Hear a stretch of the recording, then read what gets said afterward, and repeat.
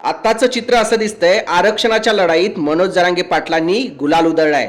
आरक्षणाच्यासाठी सरकारी अधिकारी आणि मंत्र्यांची एक कमिटी जरांगे पाटलांना आता भेटली आणि त्यामध्ये सरकारने तयार केलेला मसुदा जरांगे पाटलांनी सर्वांच्या समोर, म्हणजे एकमेव असे नेते आहेत जरांगे पाटील की जे माईक आणि कॅमेरा यांच्या समोर बोलणी करून त्यांनी त्याची मान्यता दिलेली आहे आणि आता अधिकारी जी आर काढण्यासाठी रवाना झाले आहेत. यावेळी विखे पाटील असतील, शिवेंद्र राजे असतील, जयकुमार गोरे असतील आणि बाकीचे मंत्रीगण जरांगे पाटलांच्या भेटीला आले होते आणि यामध्ये जरांगे पाटलांना त्यांनी सरकारने तयार केलेला मसुदा पूर्ण दाखवला. जरांगे पाटलांनी तो मसुदा आपल्या सहकाऱ्यांच्या समोर ठेवला. त्यांचे त्या मसुद्यावरती असणारे ऑब्जेक्शन किंवा त्यांना काही बोलायचं असेल किंवा तो मसुदा मान्य आहे की नाही याबद्दलची विचारणा ऑन कॅमेरा केली. मित्रांनो, तुम्हाला यावरून एक सांगावंसं वाटतंय की मनोज जरांगे पाटील हे एकमेव नेते आहेत की जे ऑन कॅमेरा आत्तापर्यंत वाटाघाटी करतायत.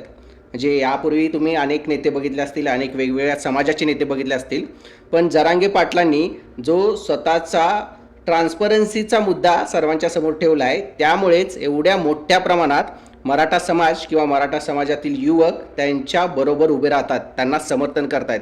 तर ही सर्वात मोठी आत्ताची सर्वांना लक्ष लागून राहिलेली बातमी आहे की सरकारी मसुदा जरांगे पाटलांनी मान्य केलेला आहे आणि त्याचा जी आर पुढे निघताय. आंदोलन यशस्वी झालं आपण म्हणू शकतो. यामध्ये मागच्या काही दिवसापासून मनोज जरांगे पाटील यांच्या नेतृत्वाखाली आंदोलक मुंबईमध्ये होते. त्यांनी मुंबईत ठाण मांडून बसलेले, त्यांनी आरक्षणासाठी वेगवेगळ्या पद्धतीने सरकारचं लक्ष स्वतःकडे वेधलेलं. स्वतः मनोज जरांगे पाटलांनी आरक्षणाच्या मुद्द्यावर उपोषण सुरू केलेलं, अन्न पाणी त्याग केलेला आणि या सर्वांचं फलित म्हणजे त्यांना हा जी मसुदा समोर आला आणि त्याचा जी आर करण्यासाठी त्यांनी मान्यता दिलेली आहे. मनोज जरांगे पाटलांचं मराठा आरक्षणाच्या बद्दलचं ज्ञान आणि त्यांचा अभ्यास अतिशय खुला आहे. छोट्या छोट्या बारीक सारीक गोष्टीवरती त्यांचं लक्ष असते असं दिसून येतंय आणि त्याचबरोबर त्यांनी ऑन कॅमेरा, म्हणजे आपण पुन्हा एकदा या गोष्टी पुन्हा बोलतोय की जरांगे पाटील हे एकमेव नेते आहेत की ज्यांनी ऑन कॅमेरा मंत्रिमंडळ कमिटीची जी लोक आलेली किंवा जे मंत्री आलेले आज त्यांच्यासमोर त्यांना आणि त्यांच्याकडून जे जी आर आला, जे मसुदा आला त्याच्यावरती बोलणं करून आपल्या समर्थकांना तो जी आर दाखवला. त्यांना विचारलं की हे बरोबर आहे की नाही आणि या पद्धतीने त्यांनी या मसुद्याला, सरकारी मसुद्याला मान्यता दिलेली आहे.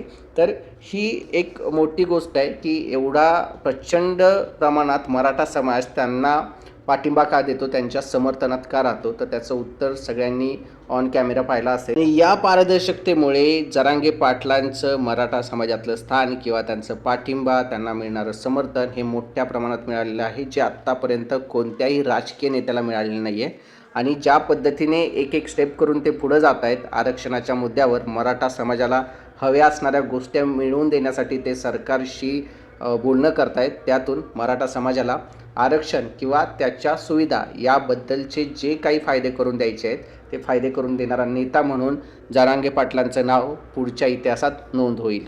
मित्रांनो, तुम्हाला काय वाटतंय, जरांगे पाटलांनी जो मसुदा मान्य केला ते योग्य केलं का? यावरून मराठ्यांना आरक्षणाबाबतीत काय फायदे मिळतील? कमेंट करून कळवा. आमच्या चॅनलला सबस्क्राईब करा.